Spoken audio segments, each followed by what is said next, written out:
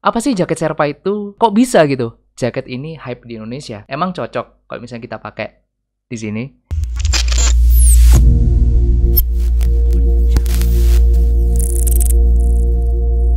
Hello good people, balik lagi sama aku Ganjar kayak Pepper Clouds.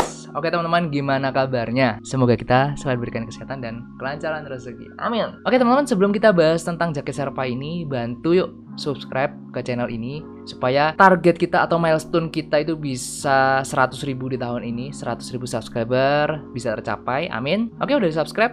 Kalau gitu langsung aja kita bahas jaket Sherpa ini, cuy. Jaket Sherpa. Mungkin di sini ada yang asing gitu ya sama jaket Sherpa. Apa sih jaket Sherpa itu? Apaan mas jaket Sherpa? Untuk jaket Sherpa itu contohnya seperti ini nih. Nih ya. Ini contohnya. Ini contoh-contoh jaket Sherpa yang biasanya dipakai di luar negeri. Kalau misalnya kita ngomongin jaket Sherpa, materialnya itu dari mana sih? Atau bahannya itu dari mana? Bahannya kalau misalnya jaket Sherpa yang asli itu dari bulu atau wool. Dan di dalamnya itu mereka punya lapisan interior yang bisa dibilang berbulu untuk menambah isolasi atau bisa dibilang pemanasan di dalam tubuh kita gitu. Yang dimana karena memang untuk jaket Sherpa ini itu cocok dipakai untuk negara-negara yang beriklim dingin atau yang ada musim saljunya. Untuk nama Sherpa sendiri, ini setelah aku research, setelah aku cek, ini diambil dari komunitas Sherpa yang ada di Nepal yang terkenal dengan kemampuan mereka dalam pendakian gunung dan penyesuaian terhadap iklim yang ekstrim, iklim dingin yang ekstrim. Nah, jaket Sherpa ini sering dipakai untuk aktivitas luar ruangan, contoh kayak hiking, camping, atau mungkin olahraga untuk musim dingin lain-lain gitu. Nah, jaket ini juga populer sebagai pakaian harian untuk menahan dingin karena desain yang stylish dan nyaman ketika dipakai untuk udara-udara yang dingin. Nah, pertanyaannya nih, yang mungkin banyak orang tanyakan adalah kenapa jaket ini bisa hype di Indonesia?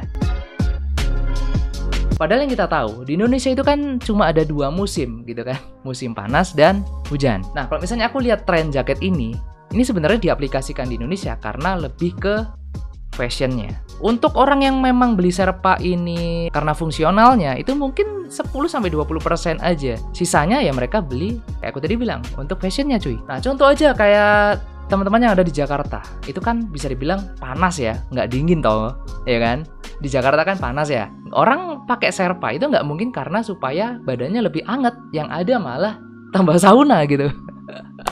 Nah, jaket Sherpa ini di Indonesia itu diadaptasi lagi gitu sama orang-orang sini yang dimana bahannya itu tidak setebal jaket Sherpa yang otentik atau yang OG gitu. Di sini kebanyakan hanya mengambil tekstur-tekstur dari bulunya aja atau woolnya gitu. Dan untuk ketebalannya sendiri, setelah aku cek beberapa brand yang mereka mengeluarkan rilisan Sherpa itu memang tidak setebal yang ada di luar negeri cuy, untuk bahan bulunya sendiri ya. Aku juga sempat riset, bisa dibilang beberapa brand yang bikin Sherpa ini itu mereka ambil bahan yang dari handuk cuy untuk dijadikan Sherpa ini. Aku juga pernah pegang beberapa jaket Sherpa yang memang diperuntukkan untuk musim-musim dingin yang ada di luar negeri. Itu aku compare sama Sherpa lokal, itu memang beda tekstur gitu ya. Tapi menurutku ini positif teman-teman, karena ya balik lagi kita harus menyesuaikan sama pasar di mana kita jualan gitu kan. Kalau misalnya kita jualan Sherpa di Indonesia, ya otomatis kita harus adaptasi iklim yang ada di Indonesia gitu. Jadi ya menurutku ini positif-positif aja. Menurutku ada 2 pertimbangan kenapa build-nya itu beda antara Sherpa lokal sama Sherpa yang ada di luar negeri. Yang pertama dari segi HPP. Jelas kalau misalnya kita pengen pakai wool atau bulu asli yang tebel, itu otomatis harga HPP-nya bakalan sangat mahal. Nah, kebanyakan mereka bisa mensiasati itu dengan pakai wool yang sintetis supaya harganya itu tidak terlalu tinggi, teman-teman. Karena kalau misalnya kita produksi dengan HPP yang tinggi, otomatis jualannya bakalan tinggi banget, dan itu menurutku kurang bisa masuk ke pasar Indonesia untuk masih produk. Kecuali kalian pengen bikin rilisan yang limited, mungkin masih oke. Kemudian yang kedua, pertimbangannya adalah fungsi dan kegunaan cuy. Kayak aku tadi bilang, kalau misalnya orang-orang dikasih Sherpa asli yang tebelnya kayak gitu kemudian dipakai di Indonesia, itu menurutku tidak kompatibel untuk dipakai sehari-hari gitu kan. Maka dari itu fungsinya lebih ke fashion daripada menghangatkan. Itu masih make sense menurutku.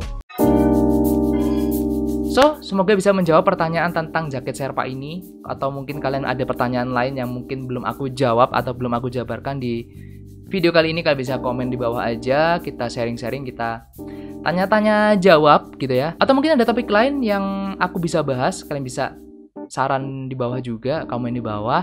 So, kalau gitu sekian dulu teman-teman untuk video kali ini. Thank you guys for watching. Jangan lupa untuk like, share, comment, and subscribe. Stay safe, stay strong, never give up. Paper Claw out. Bye-bye teman-teman. Thank you guys for watching. See you next video.